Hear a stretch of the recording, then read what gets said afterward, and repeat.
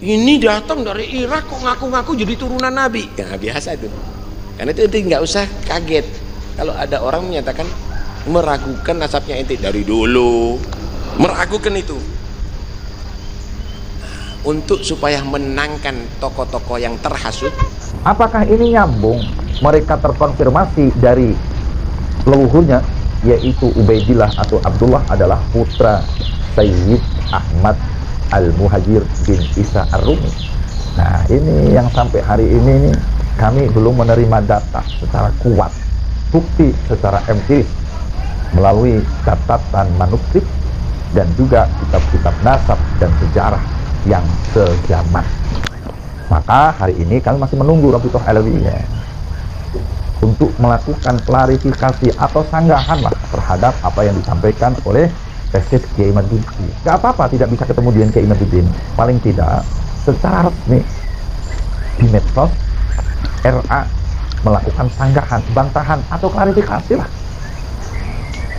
supaya orang tidak menafsirkan dengan penafsiran sendiri-sendiri atas terkonfirmasi atau tidaknya Ba'alawi sampai ke Kanjeng Rasulullah Shallallahu Alaihi Wasallam.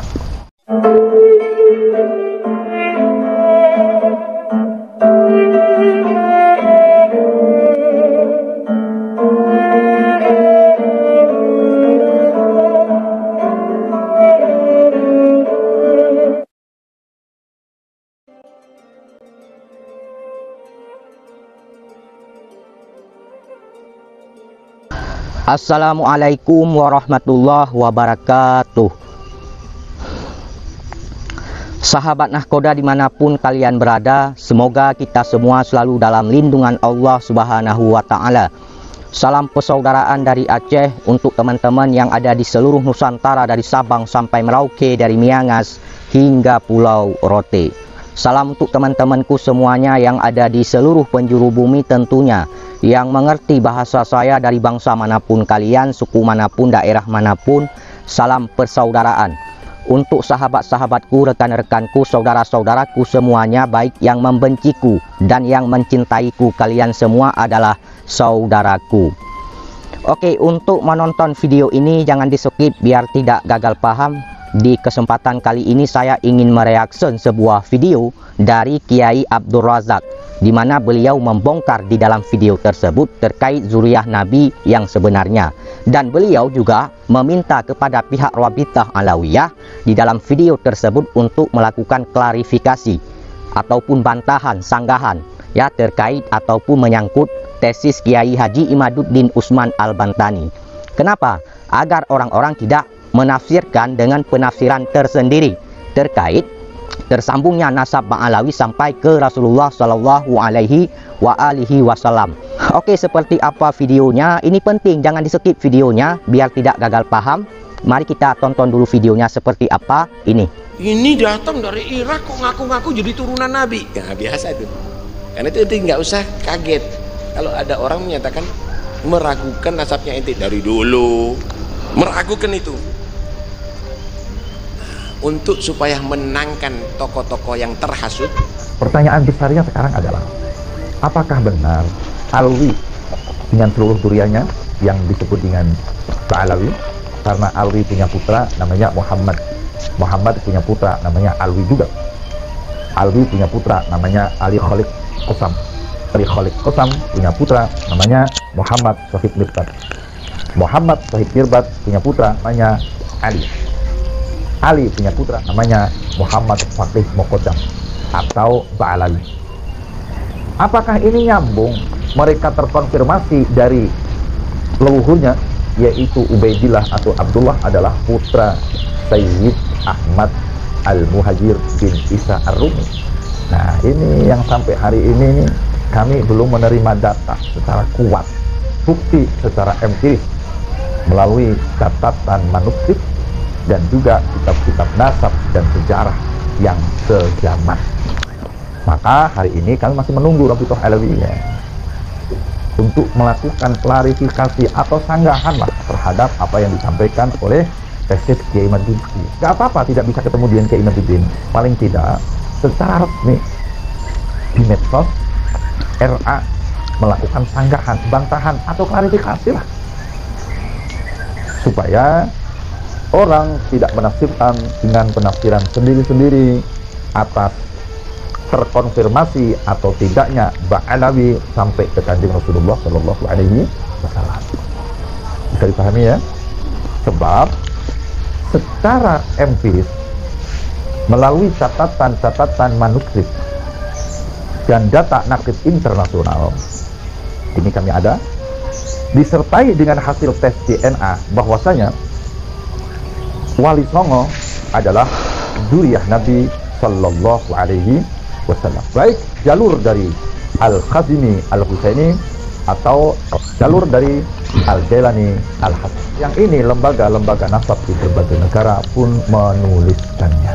Bahkan selain lewat data, lembaga nasab internasional pun menulis dari tes YDNA yang dilakukan bahwasanya genetik keluarga Wali Songo adalah dzurriyyah Rasulullah Shallallahu Alaihi Wasallam. Bahkan dengan tes YDNA itu bisa diketahui peta migrasi mereka, bahwa mereka bukan dari Yaman, mereka berasal dari Hijaz, yaitu Mekah dan Madinah, pindah ke Irak, pindah ke Iran, pindah ke Asia Tengah, yakni di Uzbekistan, pindah ke Asia Selatan, yakni di India, yakni di Pakistan, dan kemudian pindah ke Asia Timur hingga pindah ke Asia Tenggara, yakni di Nusantara.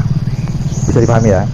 Akan tetapi wali-wali yang sudah masuk ke Nusantara itu tidak hanya Wali Songo, banyak sekali.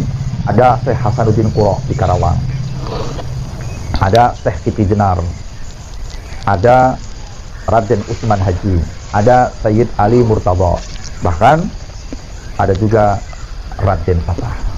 Ini pun silsilah nasabnya sampai kepada Kanjeng Rasulullah Shallallahu Alaihi Wasallam. Bisa dipahami ya?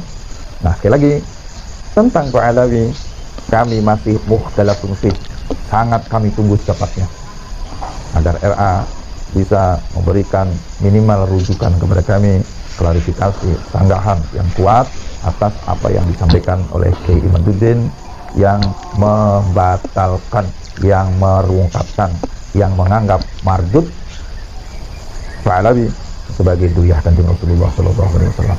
Monggo, kami sangat menunggu, guys. Alhamdulillah. Jadi seperti itu, kalian sudah melihat, menyaksikan bagaimana penyampaian dan permintaan Kiai Abdul Razak ini kepada pihak Rabithah Alawiyah ya.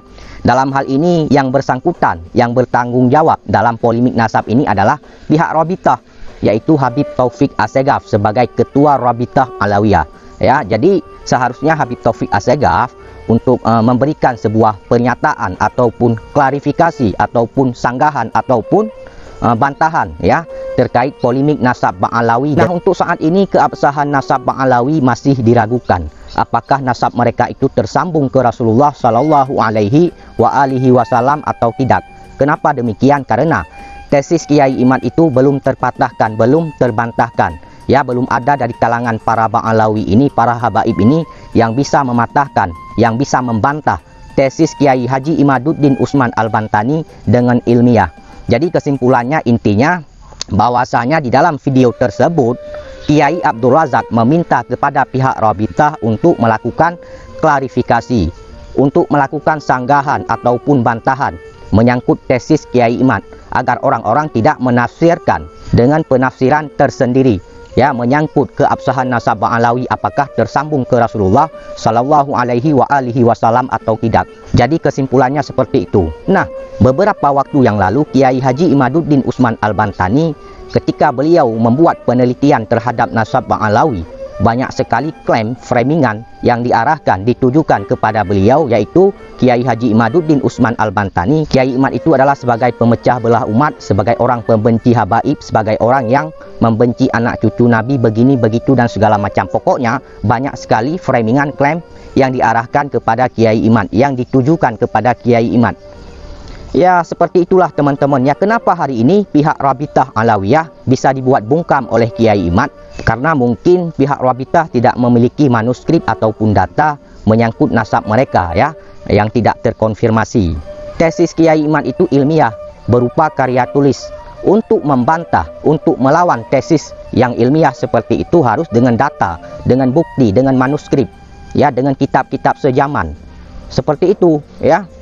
Oke teman-teman, itu saja yang ingin saya sampaikan. Bila ada kata-kata saya yang salah, mohon dimaafkan, mohon diralat. Saya juga manusia, tidak luput dari kehilafan, kesalahan dan dosa. Wahai saudara-saudaraku sebangsa setanah air, mari kita suarakan terus kebenaran ya. Dan ingat, catat baik-baik, saya tidak pernah membenci Bang Alawinya, dan saya tidak pernah membenci habaibnya. Yang saya bahas selama ini adalah oknum, individu, orang-orang tertentu yang selalu mengaku sebagai cucu Nabi, sebagai zuriyah Nabi, namun akhlak mereka, perilaku mereka malah bertolak belakang dengan apa yang diajarkan oleh Rasulullah Shallallahu Alaihi Wasallam. Naik ke panggung ceramah mencaci maki orang, merendahkan, menghina para kiai yang tidak sejalan, tidak sependapat dengan mereka. Naik ke panggung mencaci maki pemerintah.